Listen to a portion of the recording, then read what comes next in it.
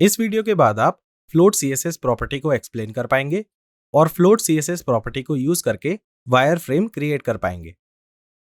पिछली वीडियो में हमने डिस्कस किया था कि जब भी हम एलिमेंट्स को एक दूसरे के साथ प्लेस करने के लिए इनलाइन ब्लॉक प्रॉपर्टी यूज करते हैं तो इससे उनके बीच में एक स्मॉल गैप क्रिएट हो जाता है।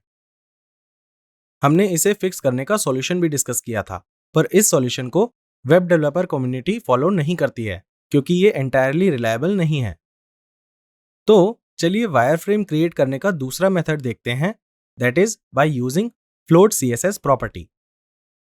ये प्रॉपर्टी एलिमेंट को कंटेनर के लेफ्ट या राइट साइड पर प्लेस करती है और टेक्स्ट और बाकी एलिमेंट्स को उसके अराउंड रैप होने देती है। हम कुछ देर में देखेंगे कि इसका मतलब क्या है। This property has 3 values, left, right and none.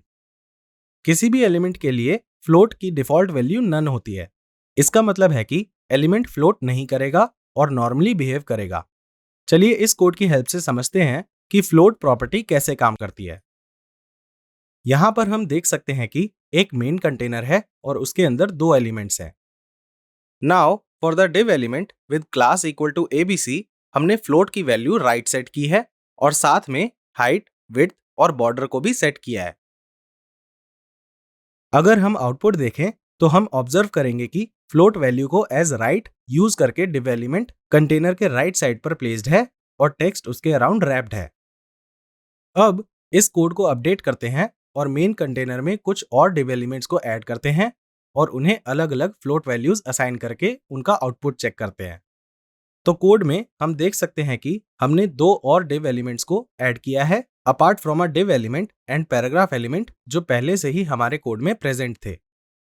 अब फर्स्ट, सेकंड और थर्ड div एलिमेंट्स के लिए हमने फ्लोट वैल्यू को एज लेफ्ट, राइट और लेफ्ट असाइन किया है और हम कोड में देख सकते हैं कि हर एलिमेंट के लिए हाइट और width property value pair add करने की जगह हमने यहाँ पर चाइल्ड सिलेक्टर यूज किया है।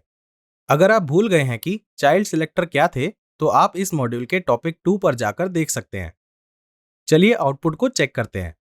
यहाँ पर पहला एलिमेंट लेफ्ट साइड में फ्लोटेड है तो इसलिए वो कंटेनर के लेफ्ट साइड पर प्लेस्ड है।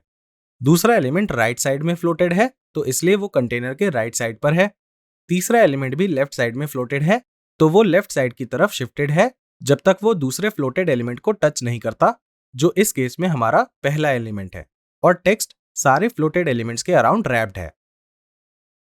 अब चलिए देखते हैं कि हम फ्लोट प्रॉपर्टी यूज करके वायर फ्रेम्स कैसे क्रिएट करते हैं। जो अप्रोच हमने इनलाइन ब्लॉक यूज करके वायर फ्रेम्स क्रिएट करने के लिए यूज की थी, इसकी अप्रोच भी वैसी ही है। बस डिफरेंस ये है कि यहाँ पर उन एलिमेंट्स के लिए जिन्हें हमने हॉरिजॉन्टली एक ही लाइन में प्लेस करना है, हम डिस्प्ले इनलाइन ब्लॉक की जगह अब फ्लोट लेफ्ट यूज करेंगे। चलिए पिछली वीडियो में हमने जो कोड क्रिएट किया था उसे अपडेट करते हैं और उसमें डिस्प्ले इनलाइन ब्लॉक को हम फ्लोट लेफ्ट से चेंज करेंगे और आउटपुट देखेंगे। Here you go, it works. पर फ्लोट में भी प्रॉब्लम है।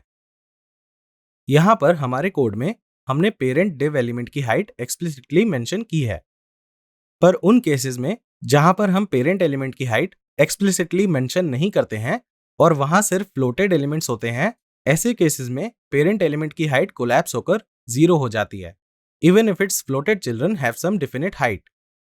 चलिए इसे इस कोड की हेल्प से समझते हैं। यहाँ पर पेरेंट क्लास रो से हाइट को रिमूव करके हमने उसे चिल्ड्रन क्लास कॉल में ऐड कर दिया है। अब क्लास रो div के पास कोई असाइंड हाइट नहीं है तो इसकी डिफॉल्ट वैल्यू ऑटो पर सेट होगी। इसका मतलब है कि div एलिमेंट वो मिनिमम हाइट ले लेगा जो कंटेंट को फिट करने के लिए रिक्वायर्ड होगी। पर अगर हम इस कोड के आउटपुट में इन रेड बॉर्डर्स को ऑब्जर्व करें तो हम देखेंगे कि सारे div एलिमेंट्स जिनकी क्लास रो है वो कोलैप्स होकर 0 हाइट पे पहुंच गए हैं। बाकी के div एलिमेंट्स के लिए ये अंडरस्टैंडेबल है क्योंकि उनमें कोई कंटेंट नहीं है। पर पहले div एलिमेंट में जिसमें 3 चाइल्ड एलिमेंट्स हैं जिनकी हाइट 150 पिक्सल्स है, इस पेरेंट div एलिमेंट की हाइट 0 नहीं 150 पिक्सल्स होनी चाहिए थी। पर ये क्यों हुआ? इसका रीजन है कि फ्लोटेड चिल्ड्रन की हाइट पेरेंट एलिमेंट को पास होनी चाहिए थी, जो इस केस में नहीं हुआ। तो इसे फिक्स करने के लिए हमें इस कोड को उस पेरेंट एलिमेंट में ऐड करना होगा जिसमें फ्लोटेड एलिमेंट्स हैं। हमने डॉट रो को यूज किया है क्योंकि सारे div एलिमेंट्स जिनकी क्लास रो है वो इवेंचुअली सिर्फ फ्लोटेड चाइल्ड एलिमेंट्स को कंटेन करेंगे और बाकी के कोड की एक्सप्लेनेशन इस ट्रेनिंग के स्कोप के बियॉन्ड है। तो अभी के लिए इस कोड स्निपेट को याद रखते हैं और इसे अपने कोड में ऐसे ही यूज करते हैं। हम एक और तरीके से वायरफ्रेम बनाना सीखेंगे जो है फ्लेक्स बॉक्स, जिसे हम नेक्स्ट टॉपिक में कवर करेंगे। पर वो टॉपिक स्टार्ट करने से पहले इस वीडियो के बाद गिवन क्विज अटेम्प्ट कीजिए।